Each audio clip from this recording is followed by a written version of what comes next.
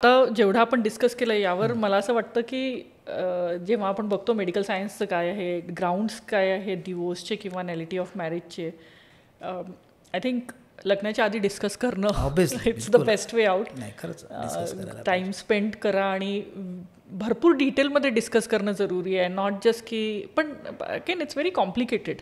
कारण initially you always have that excitement. का वाटतं माहिती आहे का, आपल्याकडे आपण लैंगिक शिक्षण देत नाही.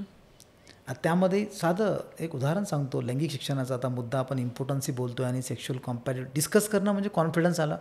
हा कॉन्फिडन्स जातो का आपला? एक उदाहरण सांगतो. माझा मुलगा जेव्हा फर्स्ट स्टँडर्डला होता, तो माझ्याकडे आला. त्याने त्याचं फर्स्ट स्टँडर्डचं पुस्तक आणलं माझ्याकडे, ठीक आहे. आणि तो म्हटला, पप्पा हे जे इथले ऑर्गन्स आहेत आपले, ज्याला चड्डीने कव्हर केलेलं आहे, हे खराब असतात का? मी त्याला विचारलं, का रे खराब असतात? नाही म्हणे, बाकी पूर्ण बॉडी नेकेड आहे, सर्वांची नावं दिलेली आहे आणि याला कव्हर केलेलं आहे आणि नावसुद्धा दिलं नाही की इथे काय आहे म्हणून. त्यामुळे मला वाटलं यार हे तर आपण खूप चुकीचं शिकवतोय. कारण की तुम्ही नावसुद्धा शिकू शकत नाही लहानपणी. तुम्ही नाक शिकवताय, तुम्ही कान शिकवताय, तुम्ही डोळे शिकवत आहात, पण तुम्ही साधं पेनिस किंवा वजायना याचं नावसुद्धा घेऊ शकत नाही आपण. हे कुठलं एज्युकेशन झालं? आणि यामुळे रॉंग मेसेज चालला आहे की these are the somewhat organs about which we should not talk. आपण बोलूच नाही असं आहे ते. किंवा आपण हे घाण ऑर्गन्स आहेत, म्हणजे त्याच्या मनात आलं घाण आहे. मला सांग, त्याच्या मनात जर घाणची भावना जर गेली, आगे क्या कर पाएगा हो? तर असे भरपूर लोक आहेत, त्यांच्या मनात हे घाण म्हणून टाकलं जातं. आपल्याला हे शिकवायचं आहे की हे पण इम्पॉर्टंट ऑर्गन आहेत जसे बाकीचे ऑर्गन्स आहेत. लहानपणापासून जर कॉन्फिडन्स आला पाहिजे सेक्शुअल कम्पॅटिबिलिटीबद्दल डिस्कस करण्याचं. किंवा आपल्याला हे पण शिकवावं लागेल की जसं आपण बाकी ऑर्गनचं आपण हाताचं वगैरे स्वच्छता करतो, शरीराची स्वच्छता करतो, तसं आपल्याला आपल्या त्या ऑर्गनची पण स्वच्छता ठेवणं आहे. आणि दे आर नॉट घाण ऑर्गन्स, ते पण इम्पॉर्टंट आहे. फक्त त्याला कसा वापर करायचा, सद्सद्विवेकबुद्धी कशी वापरायची, याबद्दल आपण त्यांना एज्युकेशन दिलं गेलं पाहिजे. आज मला बरेच लोक बघितलेत मी, म्हणजे इव्हन जे मेडिकल हॉस्पिटलमध्ये येतात, त्यांचे जिनॅटिला ते घाण असतात की लिटरली वास येतो. काही लोकांना इन्फेक्शन झालेत त्यामुळे. तर ज्यामुळे आपला आरोग्यावरती विपरीत परिणाम होत आहे, त्याबद्दलही आपण बोलू नये. ही खरंच शोकांतिका आहे आपल्या देशाची. करेक्ट. नाही, ॲटलिस्ट आय थिंक दोन डेफिनेटली मेसेजेस आफ्टर आता जेव्हा आपण कन्क्ल्यूड करतो. एक की जे लोकसुद्धा आपला पॉडकास्ट ऐकत असतील आणि किंवा त्यांनी कुठनं तरी शेअर झाला इंस्टाग्रामवर रील्स वगैरे पाहिल्या, तर तुम्हाला जर असेल काही प्रकारचे डाऊट्स, मला वाटतं त्यांनी आरामात कमेंटमध्ये लिहू शकतात किंवा DM करायचं. किंवा डॉक्टर इंद्रजीत यूट्यूबवर पण अवेलेबल आहे आणि MGMS सेवाग्रामला पण अवेलेबल आहे. नागपूरला पण भरपूर व्हिजिट करतात, पुण्याला व्हिजिट करतात. तर नागपूर का आलं माझ्या डोक्यात काय माहीत. ठीक आहे, बेसिकली त्याच भागातली. हो, मी नागपूर ना. तर त्यामुळे definitely they can reach out to you, they can reach out to us. आमच्या through we can convey the questions to you. स्वतःसुद्धा एकदा 5 मिनिटासाठी बसा आणि विचार करा की काय तुम्हाला हवं आहे, काय नको आहे आयुष्यामध्ये. क्लॅरिटी घ्या, राईट. आणि लग्न जर करायचं असेल तर डेफिनेटली डिस्कस करा टू एन एक्सटेंट, कारण आयुष्यभर सोबत राहायचं असतं. 5 वर्षानंतर तुम्ही नंतर सांगितलं की अरे मला ना माझं थोडंसं असं झालं, 5 वर्ष गेले दोघांचे पण ना. So that's a bad thing. खराब होतं, आयुष्य खरंच खराब होतं. आणि याच्यामध्ये मी पॅरेंट्सला आणि समाजाला एक मेसेज देऊ इच्छितो एक केस माध्यमातून. मला वाटते मी त्यावेळेस खंडाळ्याला पोलीस ट्रेनिंगला गेलो होतो आणि त्याच वेळेस माझं हे LGBTQ बद्दल एक आर्टिकल पब्लिश झालं आणि मला एका डॉक्टरचा फोन आला. ही वॉज MD आणि यंग डॉक्टर. MD झाला आहे म्हटलं मला. आता आयडेंटिटी मी डिस्क्लोज करू शकत नाही. तर तो म्हणे, सर मी तुमचं बघत असतो, फॉलो करत असतो.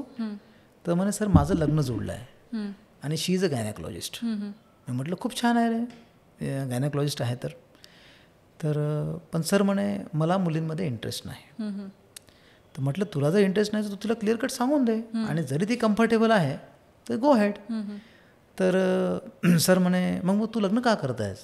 तर आई वडिलांचं प्रेशर. तिथे पॅरेंट्सला मी सांगू इच्छितो की आपल्या प्रेशरमुळे कसं आयुष्य खराब होतं याचं उदाहरण म्हणून सांगा. आई वडिलांचं प्रेशर, कारण की त्यांचं असं म्हणणं आहे समाजात आम्ही काय सांगावं, म्हणजे ॲक्सेप्टन्सच लेवल नाही आपल्या याच्यामध्ये. तर मग माझ्या आईने मला म्हटलं म्हणे की तू आपण लग्न जोडू, त्या मुलीसोबत तू फिरून बघ, राहून बघ. ठीक आहे. तर आम्ही तसं केलं. आईने प्लॅनही केला, कुठेतरी बाहेर आम्हाला फिरायला हॉटेलमध्ये घेऊन गेली, आम्हाला दोघांना जागा पण दिली तिने. ठीक आहे. आणि मी तरी प्रयत्न केला की खरंच म्हणजे माझ्या आईचं असं म्हणणं होतं की बा तू मुलींसोबत राहत नाही म्हणून तुला असं होत असेल, म्हणून मी प्रयत्न केला म्हणे. पण जेव्हा तिने मला टच केला तर मला ते पाप वाटलं म्हणे. मला ते खूप इरिटेबल आणि घाणेरडं वाटलं म्हणे. कारण की जसं पुरुषाला जनरली जे हेट्रोसेक्शुअल आहेत त्यांना पुरुषांनी टच केलं त्यांना वाईट वाटणार, म्हणजे चांगलं वाटणार नाही ते, पण ते स्त्रीने टच केलं त्यांना आनंद होईल. तर ह्या टाईपमध्ये त्याला ते खूप वाटलं. त्याचा इंटरेस्ट नव्हता. मग म्हटलं का रे तू सायकोलॉजिस्टची सायकॅट्रिस्टची भेटला नाही का? येस म्हणे भेटलो, सर्व झालं.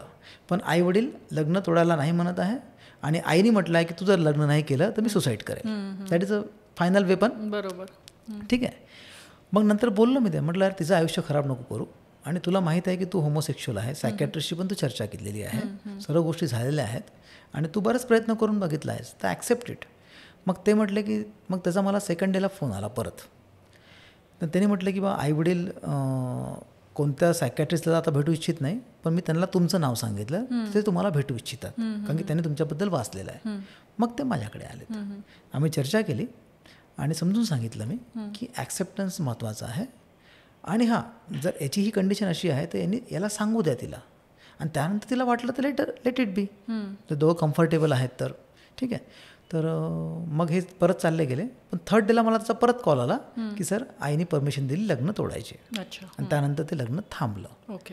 तर मला हे सांगायचं आहे की पहिले ॲक्सेप्टन्स, हां तुम्ही सायकॅट्रिस्टची मदत घ्या, काउन्सिलरची मदत घ्या, सर्वच गोष्टी तुम्ही करून बघा. असं नको वाटायला की बा आपण काहीच प्रयत्न नाही केला, पण त्यांना सुद्धा मेडिकल सायन्सच्या डोमेनमध्ये ते काम करतील आणि त्यानंतर सुद्धा तुम्हाला वाटतं. म्हणून ह्या गोष्टी आपण आता त्यांनी गोष्ट ते डिस्कस केली नाही त्या मुलीसोबत, त्यांनी ह्या गोष्टी कोणासोबत डिस्कस केल्या आता नंतर आईवडिलांसोबत. ठीक आहे. तर ह्या गोष्टी तुम्ही जर आपल्या पार्टनरसोबत पण डिस्कस करू इच्छित नसाल किंवा आपल्या फॅमिलीसोबत पण डिस्कस करू इच्छित नसाल तर बरेचसे प्रॉब्लेम होतील आणि अशा भरपूर केसेस आहेत. म्हणून मी प्रत्येक पॅरेंट्सलाही म्हणू इच्छितो की तुम्ही जेव्हाही कोणत्या मुलीचं लग्न जोडत असाल, आणि सांगतो मला लिटरली इव्हन मुलींच्या वडिलांचे पण खूप फोन आलेत की आम्हाला जे लग्न करायचं आहे आणि ही नाही म्हणत आहेत.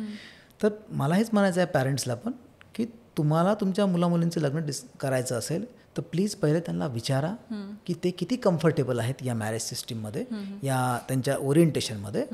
आणि जोपर्यंत ते कम्फर्टेबल नाहीत आणि त्यांना पण सांगा की तुम्ही दोघंही तुमच्या आवडीनिवडी डिस्कस करून घ्या.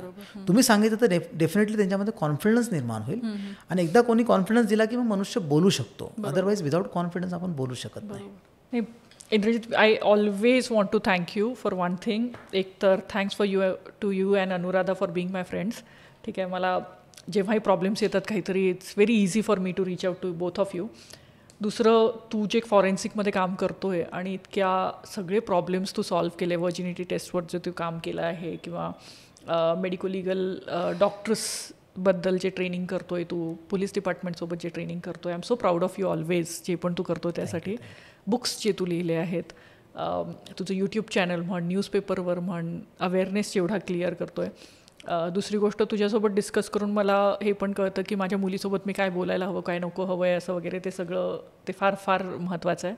आणि त्यामुळे तू हेल्थ कम्युनवर येऊन आपण हे जे टॉपिक्स डिस्कस करू शकतो आहे. आपण डेफिनेटली आपण नेहमीच डिस्कस करतो की कुठल्या कुठल्या गोष्टी चेंजेस व्हायला हव्या, पण हा टॉपिक फार महत्त्वाचा होता जो आपल्याला आज आपण डिस्कस केला. थँक्यू सो मच तुझा वेळ काढल्याबद्दल. माय प्लेजर. आणि पुढे पण इंटरेस्टिंग टॉपिक आपण डिस्कस करूया. बिलकुल बिलकुल. ठीक आहे. Thank you so much for coming down. Thanks.